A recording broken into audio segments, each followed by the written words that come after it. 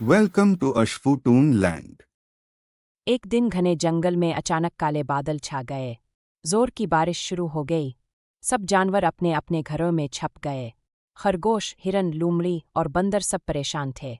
बारिश रुकने का नाम ही नहीं ले रही थी। तेवर देर बाद नदी में पानी बहुत तेज हो गया। पानी बहता हुआ दरख्तों के पास आ गया। बंदर ने दरख्त पर चलकर नीचे देखा तो जोर से बोला, दोस्तों, नदी का पानी जंगल में आ रहा है, हमें बचाव की तैयारी करनी होगी। खरगोश बोला, चुल्लू, सब मिलकर ऊंची जगह पर चलते हैं ताकि हम महफूज रहे। तमाम जानवर एक साथ हो गए। हाथी ने छोटे जानवरों को अपनी पीठ पर बिठाया।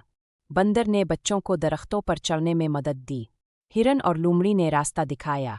जरा देर बाद सब जानवर एक ऊंची पहाड़ी पर पहुंच गए। वहां सब महफूज थे। बारिश भी थम चुकी थी। सूरज निकल आया और कौस कज़ा आसमान पर दिखाई देने लगी।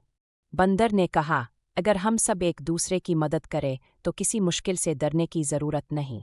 सब जानवर खुश हो गए और एक साथ गाना गाने लगे।